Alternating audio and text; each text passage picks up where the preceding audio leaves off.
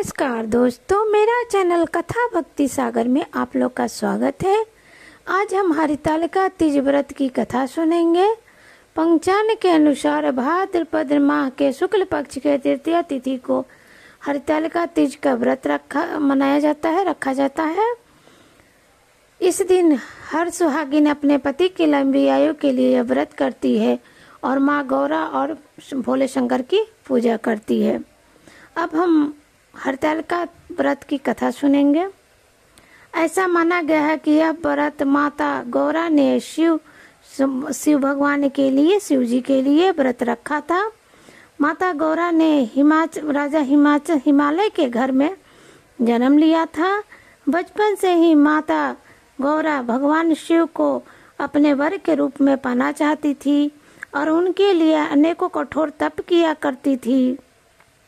सालों साल निराहार रह के तप किया करती थी।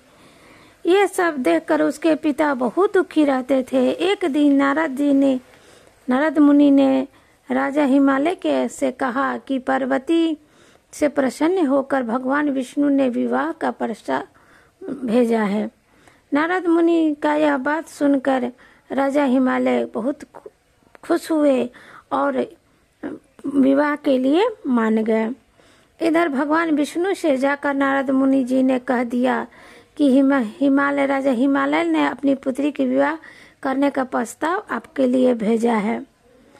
मतलब नारद मुनि जी का तो यही काम था, इधर से उधर, उधर से उधर, इधर आ गए राजा के पास कि आपका विष्णु जी ने संदेशा भेजा है, विवाह करना चाहते थे, और इधर फिर वापस जाके बोल दिए कि राजा हिमाचल अपनी पुत्री का विवाह आपसे करना चाहते थे।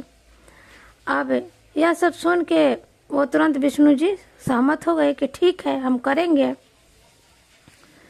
फिर नारद जी ने क्या किया, माँ पार्वती के पास आके इस विवाह का वर्णन किया, बताया कि आपके पिता ने विष्णु भगवान से विवाह का वचन दिया है।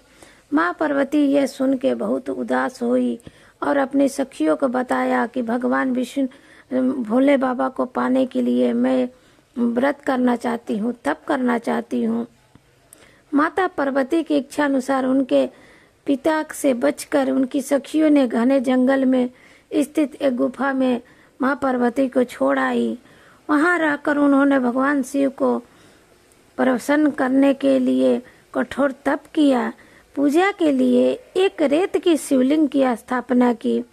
संयोगवश जिस नक्षत्र में उन्होंने उस शिवलिंग की स्थापना की वह नक्षत्र भाद्रपद तृतीया का दिन था, जब माता पार्वती ने शिवलिंग की स्थापना की थी। निर्जला उपवास रखते हुए रात्रि में उन्होंने जागरण किया था। उनके कठोर तप से भगवान शिव प्रसन्न हुए और उनकी मनोकामना पूर्ण होने का वरदान दिया। अगले दिन माँ अपनी सखियों के साथ व्रत का पालन किया और समस्त पूजा सामग्री को गंगा में प्रवाहित कर दिया। उधर पार्वती माँ पार्वती जी के पिता भगवान विष्णु से विवाह के वचन देने के बाद उनकी पुत्री घर छोड़ के माता पार्वती चली आई जंगल। फिर उनके पिता ने, माँ पार्वती के पिताजी उनको ढूंढने के लिए चल निकले जंगल। ढूंढते ढूंढते उस गुफा के पास पहुँचे। माँ पार्वती ने अपना घर छोड़ माँ पार्वती ने फिर अपने पिताजी को देखा और अपने मन की इच्छा, अपनी बात को प्रकट किया। उन्होंने कहा कि मैं बचपन से ही भगवान शिव को अपने वर के रूप में चाहती हूँ। मैंने कठोर तप किया है और जिससे खुश होकर भगवान शिव ने मुझे वरदान दिया है कि जैसा तुम चाहोगे वैसा ही होगा।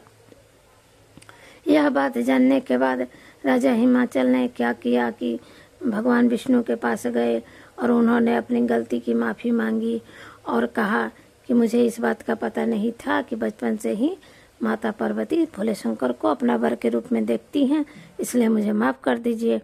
और फिर माता पार्वती का विवाह उन्होंने हंसते खेलते भोले बाबा से कर दिया। वो तो भोले बाबा और माँ पार्वती का साथ तो जन्म जन्म का है, किसी न किसी रूप में उन्हें मिलना ही था। जय हो माँ भोले बाबा की, माँ पार्वती की।